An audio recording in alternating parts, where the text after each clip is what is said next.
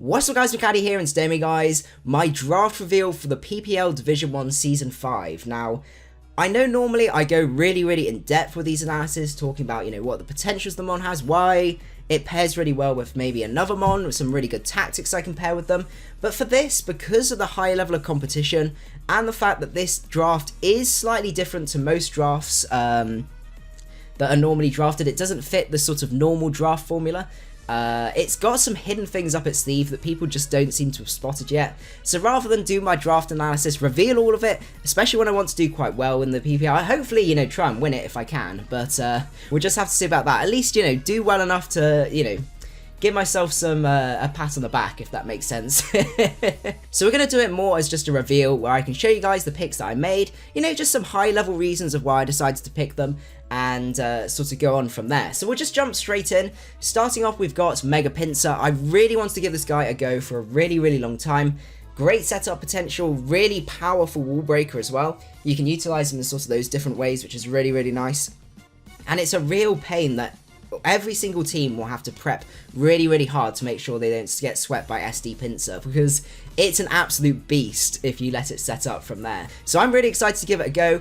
Very infamous for getting a lot of kills within a season, so we'll just hopefully we can, put it to the utilize its potential from there.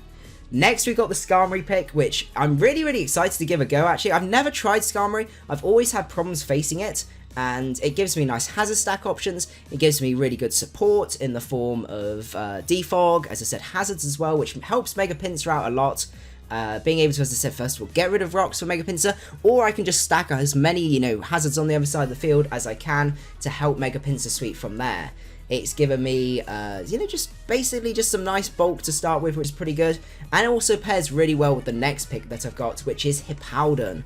So, as you can see, we're starting to go down the Mega Pincer Sandcore, which is a throwback to my Gen 6 OU laddering team that I absolutely loved, which had Mega Pincer plus Sandcore. So, unfortunately, Excadrill was sniped. I was considering maybe taking that over Skarmory, but it was a really difficult choice. But in the end, I thought Skarmory worked really well in supporting Mega Pincer, but there's cheaper sand abusers out there. So we've got the Hitmon there, which is absolutely great, being able to set up rocks and also, alleviating Skarmory, but also on top of that, just providing a really great wall and a blanket handle to most of the ways to be able to beat Mega Pincer, which is nice. So you could take on all the electric types, any rock moves and things like that. So just a really nice support mon for that Mega Pincer.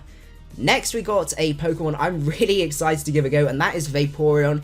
I've wanted to use Vaporeon in League pretty much since I started getting into League, and every single time I wait too long and I don't get it. But this time, I waited a little bit long, but I did manage to grab it. So I'm really excited to give this guy a go. Wish passing is always a great thing that I love having. You got phasing there, which pairs really well with the spikes potential and the hazard stack. So yeah, really excited to give that guy a go.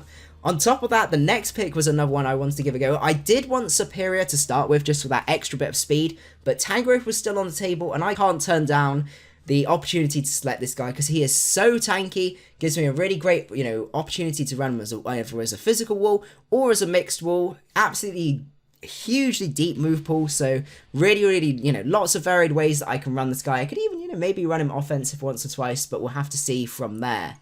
My next pick was going to be Goodra, because it gave me a sort of really great Spadef wall, or I would say more Spadef tank, to be honest. And it also gave me a Sap Sipper option as well, which paired really well with Vaporeon and also Hitmon. But unfortunately, that got pipped like the turn after Superior, I think, if I remember rightly. So I was pretty upset by that, but we ended up going for Druddigon, which for 9 points I was thinking, it's maybe a little bit pricey.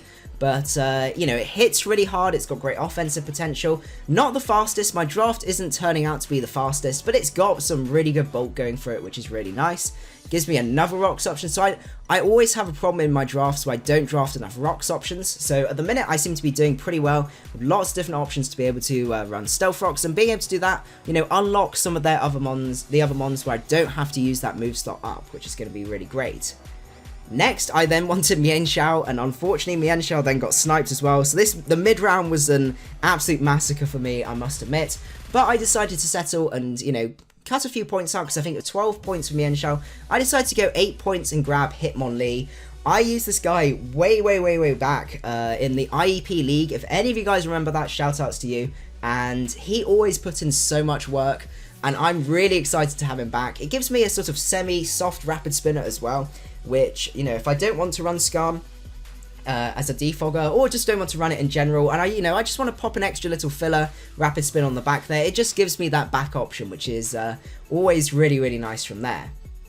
Next, I want to finish up my Fire Water Grass core and also add a little bit of speed to the mix. So I decided to pick up Delphos here, which I'm pretty excited to give a go actually. It's got a really deep move pool and lots of interesting Z options, which is why I forgot to mention as well that this is going to be my Z support mon. So you can pick one Z support mon, two Z offensive ones, and the Z support one can also use Z offensive as well.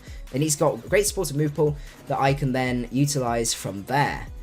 Next, we've got, obviously, the sand abuse. There's no point drafting sand if you're not going to have a way to abuse it, and that is why we've got Stoutland. So Stoutland allows me to then outspeed the entirety of their team, which is going to be really nice under that sand.